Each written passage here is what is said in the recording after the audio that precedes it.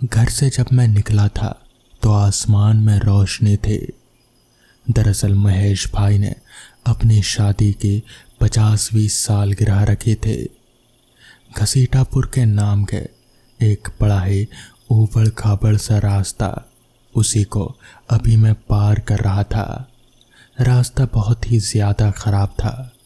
Motor गाड़ी से जाने का मैंने फैसला तो ले लिया था, पर रास्ता इतना ख़राब होगा ये पता नहीं था। रास्ते के दोनों तरफ ऊंचे ऊंचे पेड़ और उन पर चढ़ी हुई लताएं, और रास्ते पर थोड़ा अंधेरा भी अब हो चला था, इसलिए गाड़ी और भी संभाल कर चलानी पड़ रही थी। रास्ते में इक्का दुक्का लोग मिल रहे थे। थोड़ी ही देर में दिन डूब गया। 6:30 बज गए थे। महीना यहीं जुलाई के आसपास का रहा होगा कि अचानक ही एक बदली आसमान पर छा गई और पूरा पानी का मौसम बन गया। मैंने बचने के लिए आसपास कोई सुरक्षित जगह ढूंढने की कोशिश की और रोड से कुछ ही अंदर एक खेत में फार्म हाउस सा कुछ नज़र आया। मैंने सोचा क्यों न वहाँ पोर्च पर ही रुका जा सकता है, और वहीं पहुँच गया। बारिश कुछ तेज थी। अचानक अंदर से दरवाज़ा खुलने की आवाज़ आई। मैंने देखा कि एक छोटी सी बच्ची, लगभग 5-6 साल की, बिल्कुल ही गुड़िया की तरह, सुनहरे बाल और गोरी नीली आंखें, मुस्कुराई और फिर अंदर से आवाज़ आई, चीची आपने दरवाज़ा क्यों खोला? उस लड़की ने कहा, मम्मा कोई है। और अचानक ही उस दरवाजे से एक सुंदर सी औरत बाहर आई।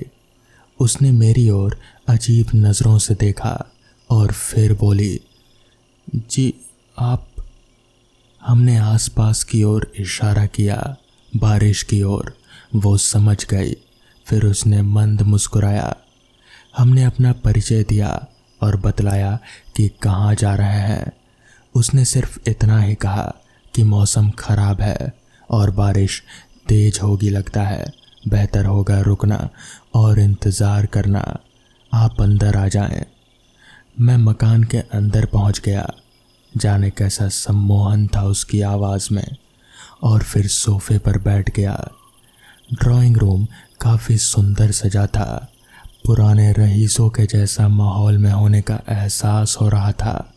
हिरन, शेर, सबका सिर दीवार पर टंगा हुआ था। वो नन्ही सी बच्ची कमरे में चली गई थी। चाय आ चुकी थी। मैंने चाय पीते हुए आखिर पूछ ही लिया कि आप इस तन्हाई में बच्ची के साथ और लोग कहाँ हैं? उन्होंने कोई जवाब नहीं दिया। इतने में ही पानी भी कम हो गया, लिहाजा हम वापस से चल पड़े। कुछ तो गड़बड़ लग रही थी, मगर क्या? मुझे तो महसूस हो रहा था, मगर मैं कुछ भी देख नहीं पा रहा था। दिमाग की छठी इंद्रियां इशारा कर रहे थे। अचानक मुझे मोटरसाइकिल पर अपने पीछे लगा कि जैसे कोई बैठा है। मैंने पीछे देखा लेकिन कोई नज़र ही नहीं आ रहा था। अचानक से मोटरसाइकिल रुक गई। हमने नीचे उतरकर पहले टैंक में पेट्रोल देखा, फिर से किक मारी, मगर मोटरसाइकिल स्टार्ट होने का नाम ही नहीं ले रहे थे। जितना हम जानते थे, कार्बोरेटर खोला, साफ कर वापस लगाया, पेट्रोल की नली निकालकर उसे वापस लगाया, फिर से किक मारी, मगर किस्मत खराब, मोटरसाइकिल वैसी की वैसी ही पड़ी रही। हमें रोड पर रोशनी नज़र आई। शायद कोई गाड़ी हो जो हमें लिफ्ट दे दे और हम मोटरसाइकिल कहीं खड़ी कर वापस अपने घर पहुंच जाएं। कुछ देर बाद एक कार आती हुई दिखाई दी और हमने हाथ हिलाकर लिफ्ट का इशारा किया। कार पास आकर रुकी और उसमें से वही सुंदर औरत और वही बच्ची बैठी हुई नजर आई। उस औरत ने कहा, क्या बात है, बाइक खराब हो गई है क्या? चलिए हम आपको छोड़ देते हैं, यहीं पास ही में खड़ी कर दीजिए, कोई नहीं ले जाएगा। मैं कर भी क्या सकता था, मजबूर जो था। खैर, हम कार के पीछे वाली सीट पर बैठ गए। कार फिर से स्टार्ट हुई और वो औरत जिसका हमें नाम नहीं पता था, उन्होंने बताया कि उन्हें शहर में कहीं अर्जेंट जाना है, जिस वजह से वो लोग अभी जा रहे हैं। मौसम और भी खराब हो गया था। रात के अंधेरे में पेड़ों पर लटकते हुए तने बहुत ही अजीब से लग रहे थे। चमगादड़ों के झुंड रोड को पार कर रहे थे। सियारों की आवाज़ें भी आ रही थी क्योंकि वो इलाका जंगल का था। मुझे कुछ भी समझ नहीं आ रहा था कि आखिर ये सब हो क्या रहा है। अचानक ही माहौल इतना डरावना क्यों हो गया। तभी अचानक से मुझे कुछ चुभा, शायद मच्छर होगा। पर इससे पहले कि हम कुछ सोच पाते हैं कि मेरी आंखें बंद हो गई और फिर धीरे धीरे मैं कब बेहोश हो गया, मुझे कुछ याद नहीं। कब तक बेसुध रहा कुछ पता नहीं, मगर दिन था या रात ये भी मालूम नहीं हो पा रहा था। और एकाएक एहसास हुआ कि आसपास कुछ तो है। क्या हो सकता है यह अनुमान लगाया। एकाएक जैसे करंट सा लगा। ये वही औरत थी, मगर वो बच्ची वहाँ पर नहीं थी। वो भी बिल्कुल बेसुध पड़ी थी। बच्ची का कुछ पता नहीं और कहाँ थे, किस हालत में थे। हमने कोशिश की कि कैसे भी यहाँ से निकलें, मगर वहाँ कुछ भी समझ में नहीं आ रहा था क्योंकि अंधेरा बहुत ही ज़्यादा घना था। और फिर वो औरत भी अचानक बेहोशी की हालत से जागी। कराहते हुए उसने कहा, आप यहाँ? वो आफत की परकाल गुड़िया, वो भी आपको यहीं पर ले आई? अब चौंकने की बारी मेरी थी। हमने कहा, वो आपकी बेटी नहीं है? तो इस पर उसने कराहते हुए कहा, मैं घोर मुसीबत में घिर गई हूँ। वो मेरी बच्ची नहीं है, वो एक खौफनाक शैतानी शख्सियत, पता नहीं कौन है, मैं नहीं जानती। एक दिन मैं भूले से कब्रिस्तान के बाजू से गुजर रही थी कि अचानक मेरे परफ्यूम से ये कब्रिस्तान से निकली और बच्ची के रूप में मेरे साथ चिपक कर मुझे ये अनजान जगह ले आई। अभी तक 4 लोगों को इसी तरह से फंसा कर मार चुकी है। अब चौंकने की बारी मेरी थी। हमने तुरंत ही टटोला। हमारे साथ हमारी पोटली हमारे जेब में थी। मैंने तुरंत ही बैठकर ध्यान लगाया और गुरुजी से प्रार्थना की, हमें इस संकट से बाहर निकालें। और उनकी प्रेरणा से हम गायत्री मंत्र पढ़ने लगे।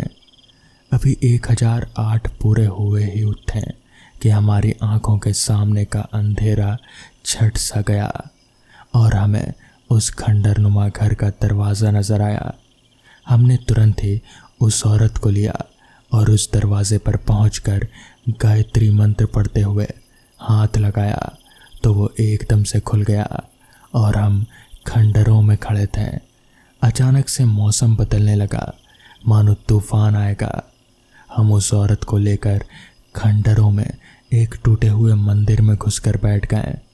मैंने तुरंत गायत्री मंत्र पढ़ना शुरू कर दिया। मेरे आसपास जैसे एक सुरक्षा चक्र सा बन गया था। पता नहीं ये सब कैसे हो रहा था और अब हम दोनों जैसे सुरक्षित हों ऐसा महसूस हो रहा था। मैंने मन ही मन में भगवान का धन्यवाद किया। लगभग 2 घंटे बाद मौसम साफ होने लगा और कुछ लोगों के होने की आवाज़ और आहट मिली। तब हम उस औरत के साथ मंदिर के गर्भगृह से बाहर निकले। कुछ आदिवासी जैसे लोग थे। हमने जगह का पता पूछा कि ये कौन सी जगह है, तो पता चला कि हम झारखंड में किसी गांव में हैं। इतनी दूर हम कैसे पहुंच गए हमें कुछ भी पता नहीं और तारीख 1 सप्ताह बाद की थी। हमने पता किया कि आसपास रोड कितनी दूर है और बस मिलेगी या नहीं। पता लगा कि दिन में एक बस शाम को आती है और सुबह पहले ही निकल जाती है। लिहाजा आज का दिन और रात हमें इसी गांव में गुजारना होगा। हमने अपनी मुसीबत के बारे में उन लोगों को बताया तो उनमें में से एक बुजुर्ग ने कहा कि गांव चलते हैं, चिंता की बात नहीं, सब ठीक हो जाएगा। उनके साथ हम लोग गांव पहुंच गए और उनके घर रुके। उन्होंने एक लड़के को जानकार ओझा को बुलाने भेज दिया और फिर ओझा आ गया। उन्होंने नीम की डाल दरवाजे पर लगाई और हमारे हाथ में भी पकड़ाई। उन्होंने कहा कि कुछ भी हो जाए, रात को वो शैतानी गुड़िया ज़रूर आएगी और दरवाज़ा तो खटखटाएगी ही, मगर कुछ भी हो जाए आप लोगों को दरवाज़ा नहीं खोलना है। हमने अपना सिर हाँ में हिलाया और फिर उस ओझा ने जाते हुए एक नज़र मेरी तरफ देखा और फिर ध्यान से कहा, दरवाज़ा मत खोलना, ये बात याद रहे। जिसके बाद वो ओझा वहाँ से चला गया। कुछ ही देर में अंधेरा हो गया।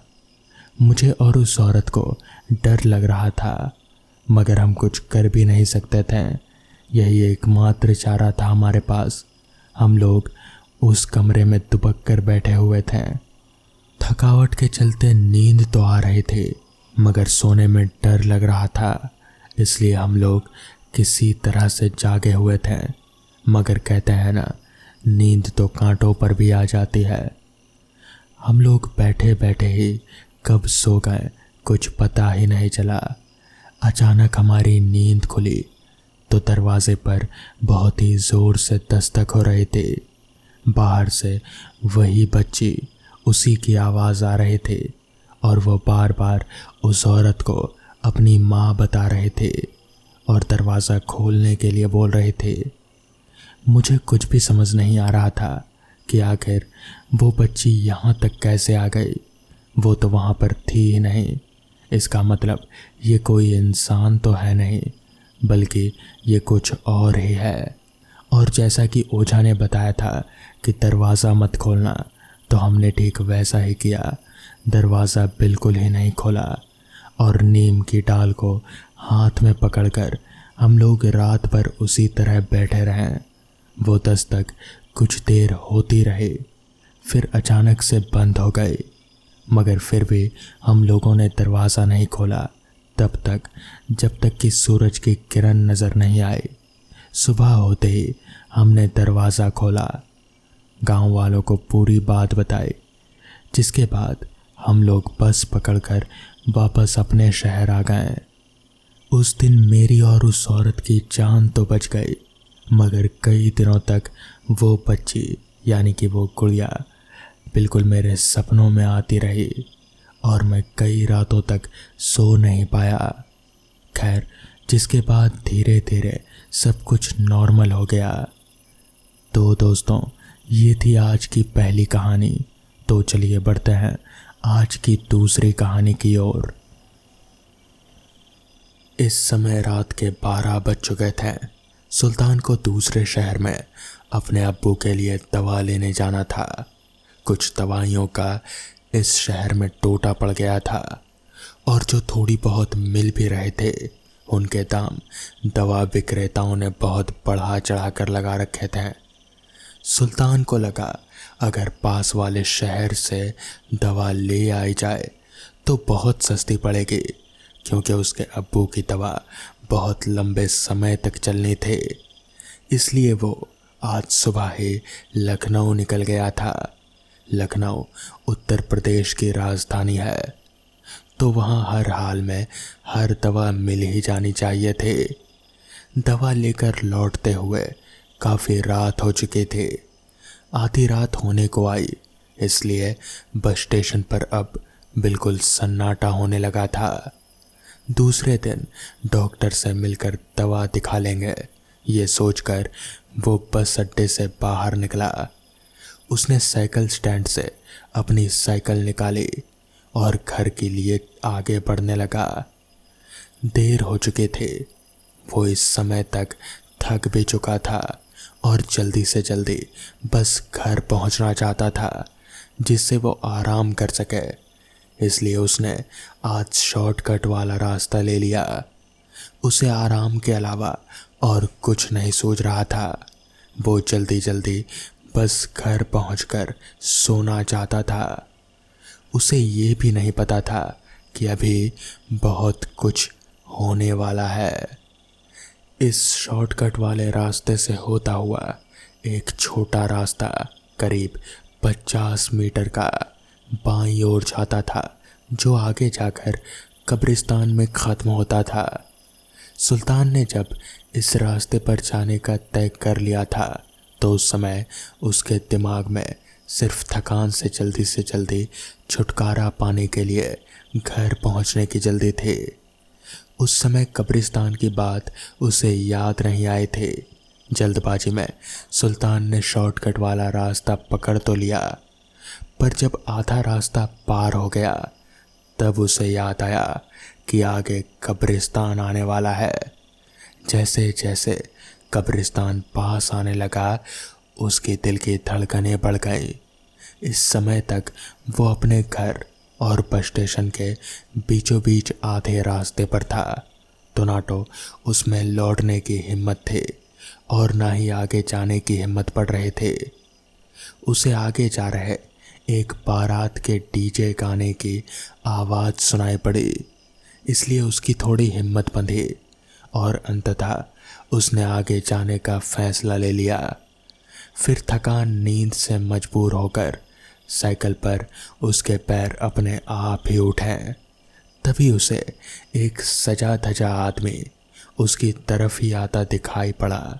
उसके कपड़े चमचमा रहे थे, उसका परफ्यूम जैसे पूरा महक सा रहा था, मानो लग रहा था कि वो उसी बारात में शरीक होने जा रहा हो।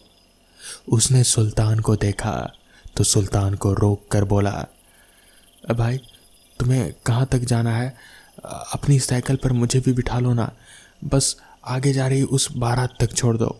मेरे पैर में चोट आ गई है, मैं चल नहीं पा रहा हूँ, मैं पिछड़ गया हूँ, बड़ी कृपा होगी। सुल्तान ने अब ध्यान दिया, वो सचमुच थोड़ा लंगड़ा रहा था। वो साइकिल से नीचे उतरा और वहीं सड़क पर बैठकर उस बाराती के पैर को अपने घुटने पर रखकर उसके पैर दबाने लगा। उस बाराती के एड़ी में चोट लगी थी। सुल्तान ने अपने लाए सामान में से एक बैंडेड लगाया और एंटी इन्फ्लेमेटरी दवा भी लगाया। पैर दबाने और दवा लगाने से उस बाराती को थोड़ा आराम मिल गया। सुल्तान ने अपने बैग से एक गौज का बंडल निकाला और उस आदमी के पैरों में कसकर लपेट दिया। गौज लपेटने से उसे आराम मिला और उसने सुल्तान को धन्यवाद दिया। इतना करने के बाद सुल्तान को एक बार फिर से कब्रिस्तान का ध्यान आ गया। सुल्तान ने सोचा, कब्रिस्तान आने वाला है, अच्छा है इसका साथ मिल गया, रास्ता आसानी से कट जाएगा। और अब फिर वो उसे अपनी साइकिल पर सहारा देकर पीछे बैठा लिया। थोड़ी देर बाद वो आदमी थोड़ा मग्न होकर गाना गाने लगा। सुल्तान सोचने पर मजबूर हो गया कि उसने बैठाया तो था एक आदमी को, पर यह गाना औरत की आवाज़ में गा रहा है। चलो कोई बात नहीं, गाना बढ़िया गा रहा है। और सुल्तान ने भी गाने में अपना सुर मिला दिया। पीछे वाला मुसाफिर बोल उठा, भाई तुम तो गाना भी बहुत बढ़िया गाते हो। इसके बाद दोनों ने एक दो गाने और मिलकर गाए। थोड़ी दूर चलते ही एक बारात जाती दिखी, जिसकी आवाज़ सुल्तान ने थोड़ी पहले सुनी थी। जल्दी ही वो उस बारात तक पहुंच गया। अब सुल्तान उस बारात की भीड़ के कारण आगे नहीं बढ़ पा रहा था। सभी बाराती मग्न होकर नाच गाने में व्यस्त हैं। मजबूरन सुल्तान बारात के पीछे पीछे चलने को मजबूर था। कब्रिस्तान के पास आने तक पीछे बैठा बाराती चुपचाप रहा और सुल्तान के बारात के पास पहुंचने तक ही साइकिल पर पीछे बैठा रहा। वो बाराती अब साइकिल से उतर चुका था और सुल्तान से बोला, सुल्तान भैया आपका बड़ा धन्यवाद, आपने मेरे पैर का इलाज कर दिया और मुझे बारात तक भी पहुंचा दिया। फ़िलहाल ये मेरी निशानी रखिए, शायद इसकी ज़रूरत पड़ने वाली हो।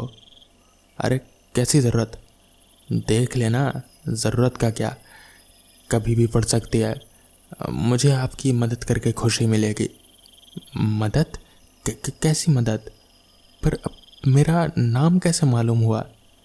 सुल्तान ने पूछा तो उसने जवाब दिया, मुझे सब कुछ पता है, और हाँ, मुझसे मिलते रहना ज़रूर, मैं यही रहता हूँ। और इतना कहकर उस आदमी ने सुल्तान की जेब में अपने हाथ से कुछ रख दिया। सुल्तान नाना कहता ही रह गया, पर वो आदमी सुल्तान की जेब में कुछ रखकर आगे बारात के साथ चल पड़ा। सुल्तान बारात के पीछे पीछे अभी भी चल रहा था और गनीमत मना रहा था कि अच्छा हुआ जो बारात मिल गई, वरना कब्रिस्तान का सोचकर डर के मारे उसका बुरा हाल हो रहा था। बस अब कब्रिस्तान वाला मोड़ आ गया था। इसके बाद कोई डर की बात नहीं थी। सुल्तान अभी भी बारात के पीछे पीछे चल रहा था। बारात अब अचानक कब्रिस्तान वाले उस छोटे रास्ते के लिए मुड़ी। सुल्तान कब्रिस्तान की तरफ बारात को जाते देखकर बड़ा आश्चर्यचकित हो गया कि बारात कब्रिस्तान में क्या जा रही है। कब्रिस्तान में आखिर बारात का क्या काम? देखते ही देखते वो छोटा रास्ता पार करते ही पूरी बारात अचानक से कब्रिस्तान में घुस गई और एकदम से गायब हो गई। सुल्तान चौंक गया। पूरी की पूरी बारात एकदम से कैसे गायब हो सकती है? हालांकि गानों की आवाज़ अभी भी आ रहे थे। क्या उसने किसी भूतों की बारात को देखा? किसी भूत को अपनी साइकिल पर बैठा कर यहाँ तक लाया? डर के मारे अब उसने अपनी पूरी ताकत लगा दी साइकिल बढ़ाने में कि किसी तरह कब्रिस्तान जल्दी से जल्दी पार हो जाए। पर ऐसा लग रहा था कि जैसे उसका गला सूख रहा हो, शरीर का खून सूख गया और पैरों की ताकत जैसे खत्म ही हो गई। साइकिल आगे ही नहीं बढ़ रहे थे। डर से कांपते सुल्तान को कुछ याद नहीं आ रहा था। उसने सोचा कि दुआ पढ़ते हैं, पर डर के मारे कोई दुआ उस समय याद ही नहीं आई। दिमाग सुन्न पड़ गया।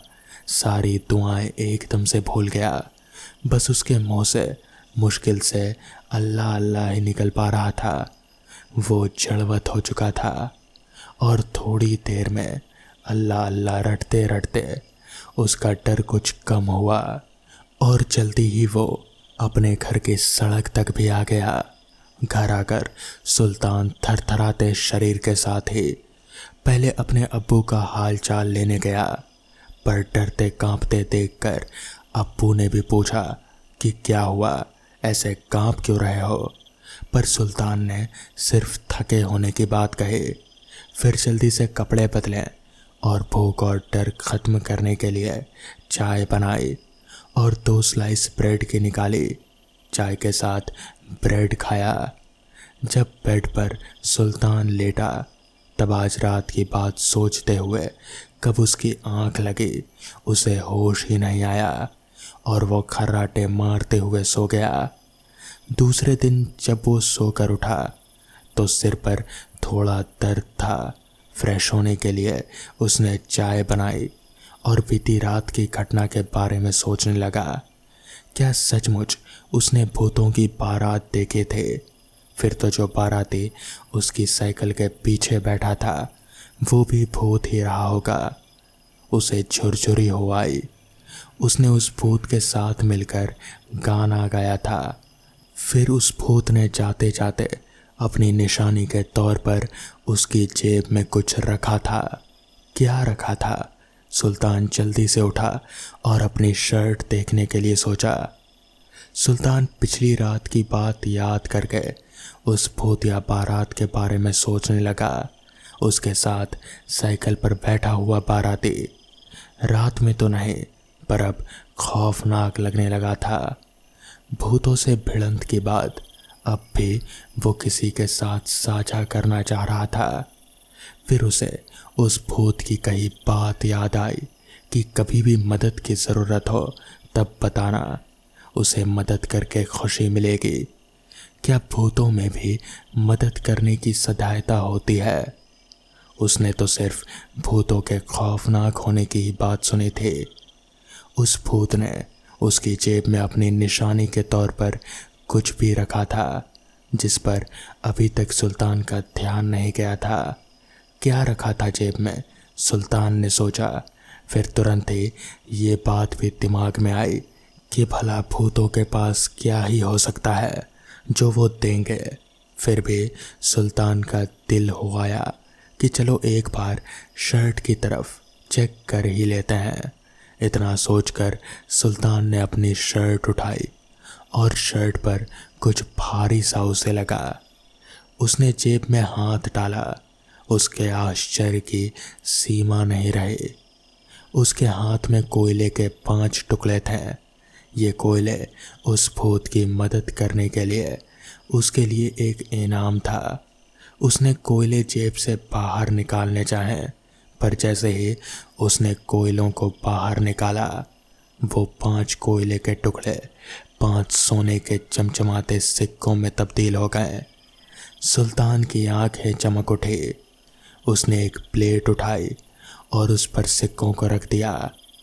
फिर उस प्लेट को उठाकर अपने अब्बू को दिखाने गया और फिर अब्बू को पूरी बात बता दी। अब्बू की आंखों में आंसू आ गए। उनके घर में पैसे की बहुत दिक्कत थी, इसीलिए तो सुल्तान अपने अब्बू का इलाज नहीं करवा पा रहा था। अब शायद इन सिक्कों की मदद से वो अपने अब्बू का इलाज करवा पाए, और सुल्तान ने वैसा ही किया। कुछ ही महीनों में उसके अब्बू बिल्कुल सही हो गए और फिर सुल्तान ने मन ही मन उस भूत वाले बाराती का शुक्रिया अदा किया। तो दोस्तों, ये थी आज की कहानियाँ। अगर आपको ये कहानियाँ पसंद आई हो तो वीडियो को लाइक और चैनल को सब्सक्राइब करना ना भूलें। तो मैं आपका दोस्त आर्यन जल्द ही मिलूँगा आपसे ऐसी ही नई कहानियों के साथ। तब तक के लिए अपना ख्याल रखें।